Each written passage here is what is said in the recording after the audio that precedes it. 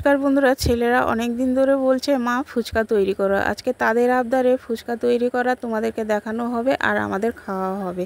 আমি নিয়ে নিলাম 1 কাপ ময়দা, দিয়ে দিলাম হাফ কাপ আটা, দিয়ে দিলাম সামান্য বেকিং সোডা, আর দিয়ে দেবো হাফ কাপ আগে থেকে আমি সুজিটা ভিজিয়ে রেখেছিলাম, সেটাই দিয়ে দিলাম।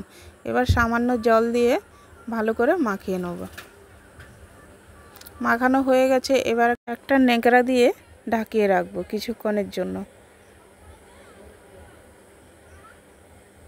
আমি আধ ঘন্টার মতন ঢেকে রেখেছিলাম। এবার তুলে ন্যাকড়াটা একটু মেখে নেব। এবার গোলা পাকিয়ে নেব ফুচকার জন্য। প্রথমে আমি এরকম লম্বা করে কেটে নিলাম, একটু আটা দিয়ে দিলাম এরকম লম্বা লম্বা করে, আবারও লম্বা লম্বা করে এরকম কেটে ছোট ছোট গোলা পাকিয়ে নেব। গোলা পাকানো হয়ে গেছে, এবার আমি ফুচকাগুলোকে বেলে নেব।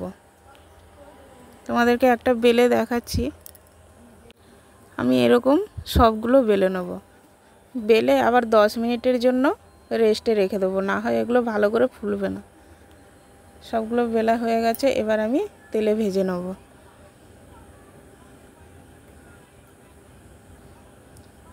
দেখো বন্ধুরা, কত সুন্দর ফুলে উঠেছে ফুচকাগুলো। একদম লাল লাল করে ভেজে নেব।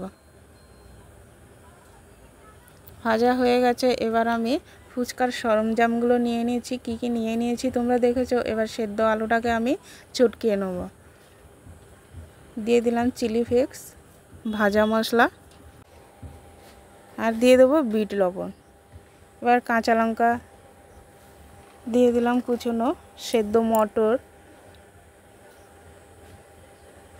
কাঁচা ছোলা, শসা কুচনো, ধনেপাতা সবগুলোই দিয়ে দেবো, আর দিয়ে দিলাম গাজর কুচনো। এগুলো দিয়ে ভালো করে আবার একটু আলুটাকে মেখে নেব। মাখানো হয়ে গেছে, এবার আমি তেঁতুলের জলটা তৈরি করব। নিয়ে নিয়েছি তেঁতুল, ভালো করে চটকিয়ে নিয়ে দিয়ে দিলাম ধনেপাতা, পরিমাণ মতো লবণ, ভাজা মশলা আর চিলি ফ্লেক্স, আর কাঁচা লঙ্কা চটকিয়ে দিয়ে দেবো। আর দিয়ে দিলাম উপর থেকে লেবু। জল ছাড়া ফুচকা অসম্ভব বন্ধুরা। আমি আগে আমার স্পেশাল বোমটা তৈরি করে খেয়ে নেব। দিয়ে দিলাম আলু মাখা, সেদ্ধ একটা গোটা লঙ্কা, আর শসা কুচনো, সামান্য কয়েকটা ছোলা। এবার দিয়ে দেবো বিট লবণ, ভাজা মশলা, আর উপর থেকে একটু তেঁতুলের কাড় দিয়ে দিলাম। ফুচকাগুলো কতটা মুচমুচে হয়েছে তোমরা দেখেই বুঝতে পারছো।